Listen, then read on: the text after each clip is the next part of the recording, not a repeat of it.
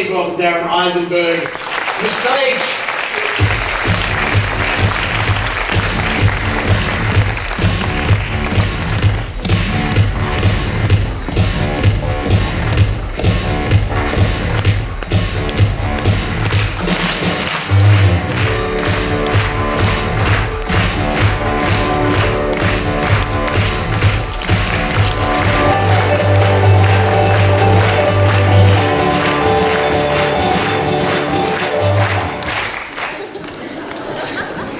Ladies and gentlemen, I am Darren Isenberg and I am feeling extraordinarily influential today.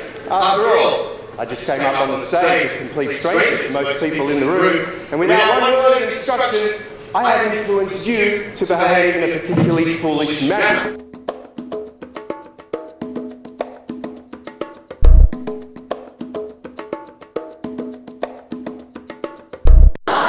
The other problem is, folks, not only are we sometimes blissfully unaware of how we influence people around us, we actually often misunderstand what influence is and how we can use it. And I made this mistake going back a few years now. I was working for a large firm and I was wanting to really impress my boss. And what I thought I would do was actually show my boss how they influenced me. That's called reverse influence. And I thought that would get me in their good books. It got even to the point where I would watch and see what they wore.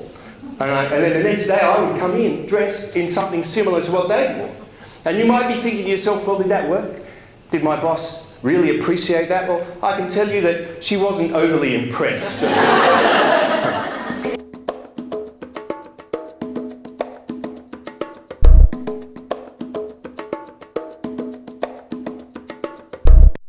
The truth is that humans are quite easily swayed. I know I'm easily influenced. I didn't think I used to be, but someone once told me I was, so I thought, oh, okay, probably.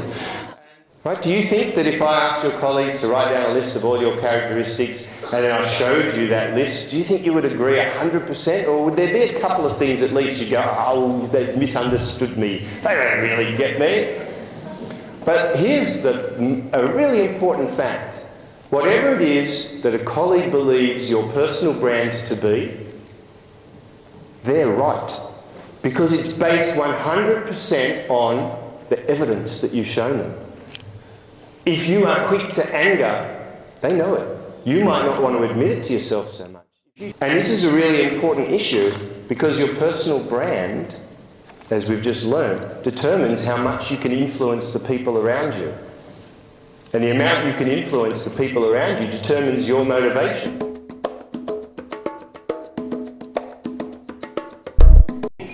There was a really important study on positivity done, and it discovered that people who say 4 times as many positive things versus 1 either negative or constructive criticism, 4 to 1 positive things versus negative or neutral things during the day, they build up the best, most solid, engaging relationships. Now, this finished before we just get to the concluding notes. You're going to say something nice to the person next to you. On the count of 3. Off you go. Do it.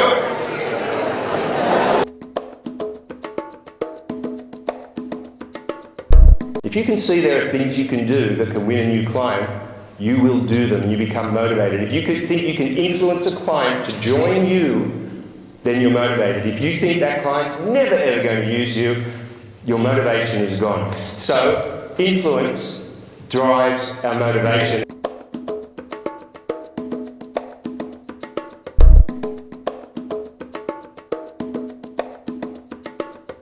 But there is another way we have of showing our personal brand to the world, and that is, curiously, this is a fun and fundamental way we indicate our personal brand to the world, the picture that we've chosen to use as the welcome screen on our mobile phone.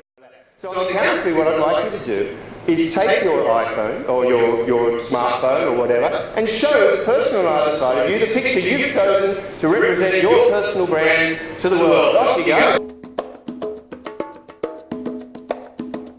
Tallest person in the pair, you going first. And your time starts now.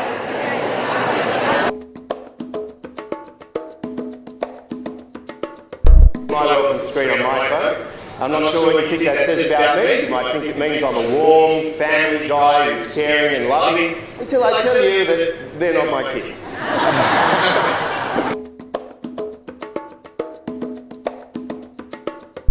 If you add them up, your family, your friends, your colleagues, your clients, and the random people, the person you buy coffee from every day, or the person you pass in the corridor at work, there is an enormous army of people out there who are relying on you, who are hoping that you will be that person who decides to bring the positive influence into their world rather than a neutral or negative influence.